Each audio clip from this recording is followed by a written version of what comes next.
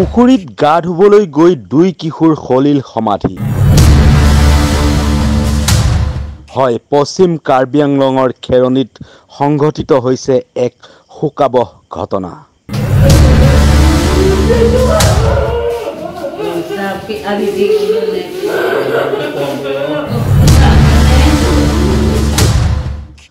ডিক্ৰেং গাঁৱত সংঘটিত হৈছে এই শোকাবহ ঘটনাটো। কিশোৰ দুজন ক্ৰমে বীৰ্ণ ইংহি 12 বছৰ বয়স আৰু উইলিয়ামছন ৰংহাং আৰু তেখেতৰ বয়স 10 বছৰ বুলি জানিব পৰা গৈছে। বীৰ্ণ ইংহি হৈছে সাংবাদিক বীৰেন ইংহিৰ পুত্ৰ আৰু আনজন হৈছে ভীষ্ম ৰংহাঙৰ পুত্ৰ উইলিয়ামছন ৰংহাং। কিশোৰ দুটাই খুৰায়েকৰ পুখুৰীত কেনেকৈ আৰু কেতিয়া গা ধুবলৈ গৈছিল সেই কথা কোনেও গম পোৱা নাছিল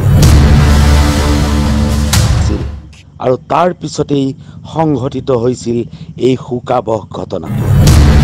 ঘটনাক লৈ শোকাকুল পৰিৱেশ সৃষ্টি হৈছে এই খেৰণী অঞ্চলত।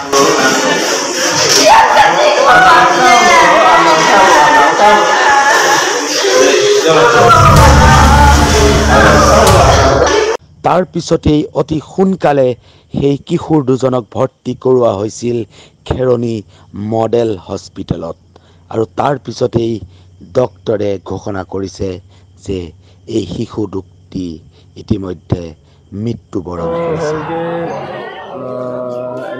খুৰাই মোৰ ঘৰলৈ আহিছে বিচাৰিবলৈ। মইতো আছিলোঁ ৰুমতে, এনে শুনিছোঁ খুৰাই আহিছে বুলি বিলনেট বিচাৰিবলৈ, আৰু মোৰ দাদাৰ ল'ৰাক দুজনে আছিলে বিচাৰিব আহিছে বুলি।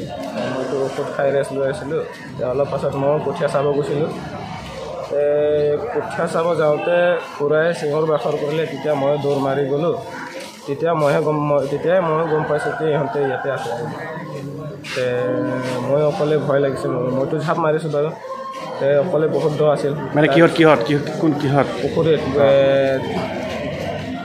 বীৰেন খুৰাৰ দাদাহঁতৰ ঘৰ পিছখিনিৰ পুখুৰীত দ আছিল পুখুৰীটো। মইতো ঝাপ মাৰিলোঁ। তাৰপিছত দ আছিল, মোৰো ভয় লাগিছে। ভাইটি আহিলে, খুৰা আহিলে আৰু এজন দাদা আহিলে, আমি চাৰিজনে। আৰু তেতিয়া পুখুৰীটো টুপ মাৰি আমি বিচাৰিলোঁ আৰু এতিয়া পাইছোঁ। আৰু দুজনকো ওলাই এতিয়া লৈ আহিলোঁ হস্পিটেলত। হস্পিটেল অহাৰ পিছত মৃত বুলি ঘোষণা কৰিছে। কাৰ কাৰ ঘৰৰ ল'ৰা আছিলে? এজনটো হ'ল ডাঙৰটো বীৰেন সিংহৰ ল'ৰা।